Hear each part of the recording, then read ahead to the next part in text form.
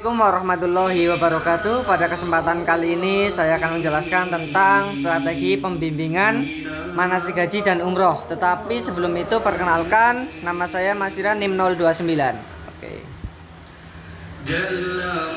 Nah, setelah saya mencari dari berbagai jurnal dan dari berbagai sumber, saya belum menemukan strategi khusus atau strategi yang efektif untuk pembimbingan manasik haji dan umroh, karena pada pembimbingan manasik haji dan umroh itu tergantung dari situasi dan kondisi para jamaah dan hal-hal yang lainnya. Nah, di sini saya menemukan 3 strategi pembimbingan manasik haji dan umroh yang terdapat pada KBIH yang ada di Indonesia. Yang pertama ada strategi pendampingan, yang kedua strategi bimbingan kreatif, yang ketiga strategi tatap muka dan visualisasi. Yang pertama strategi pendampingan, yaitu strategi yang dilakukan kepada calon jamaah mulai dari awal pendaftaran hingga proses bimbingan manasik haji, yang kemudian dilanjutkan dengan pendampingan sampai ke tanah suci serta setelah jamaah pulang ke tanah air. Jadi pada strategi pendampingan ini, pembimbing mendampingi dari awal sampai akhir. Ibaratnya dari awal pendaftaran sampai nanti pulang lagi ke tanah air. Kemudian strategi pendampingan ini dilanjutkan dengan strategi pengembangan program, khususnya pada program bimbingan manasik haji yang dibuat semirip mungkin agar calon jamaah benar-benar memahami ibadah dan perjalanan haji yang akan dilaksanakannya. Jadi bisa digambarkan itu melakukan simulasi. Dilanjutkan yang kedua yaitu strategi bimbingan kreatif. Pada strategi ini sebenarnya pembimbing itu bisa sekreatif mungkin menggunakan cara-cara, menggunakan metode yang digunakan untuk membimbing calon jamaah atau para jamaah.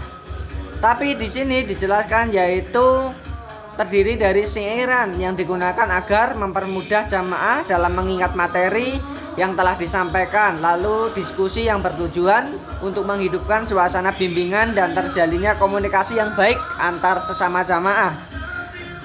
Ini sesuai seperti yang diajarkan kemarin ke Bapak Abdul Kholik dengan menggunakan syiiran.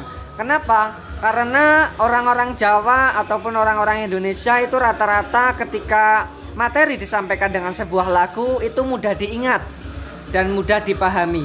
Seperti itu. Mungkin nantinya para pembimbing bisa mengembangkan kreativitasnya menggunakan berbagai metode yang ada. Tadi udah ada syiiran, bisa lagi ataupun metode strategi yang lain. Itu terserah bimbingan sesuai situasi dan kondisi seperti yang saya bilang di awal tadi. Untuk yang selanjutnya yaitu strategi tatap muka dan visualisasi. Ini strategi sangat penting karena ketika kita hanya menjelaskan saja tanpa dilaksanakannya tatap muka atau visualisasi akan sulit dipahami oleh para calon jamaah atau para jamaah. Di sini dijelaskan yaitu peragaan dari materi yang telah disampaikan seperti cara memakai kain ihram, cara melempar jumroh dan sebagainya. Kemudian yang terakhir yaitu strategi majelis taklim. Biasanya di Indonesia setelah mereka pergi berhaji dan pulang ke tanah suci, mereka membentuk kelompok atau majelis taklim yang biasanya diadakan secara rutin 2 bulan sekali, 1 bulan sekali, guna menumbuhkan rasa silaturahim, kekompakan dan lain sebagainya. Itu sudah dilaksanakan. Saya beri contoh itu di jamaah majelis taklimnya ibu saya. Dia haji angkatan 2010 dan melaksanakan kegiatan itu rutin selama 2 bulan sekali dan bergiliran, rumahnya digilir. Jadi kadangan di rumah ibu saya, nanti urutan ke sana, ke sini dan seterusnya. Nah, itu guna untuk menumbuhkan rasa silaturahim dan supaya tidak putus. Oke. Hanya itu yang dapat saya sampaikan. Mungkin nantinya akan ada strategi-strategi baru yang dikembangkan oleh para pembimbing-pembimbing profesional. Sekian dari saya, kurang lebihnya mohon maaf. Wassalamualaikum warahmatullahi wabarakatuh. Terima kasih.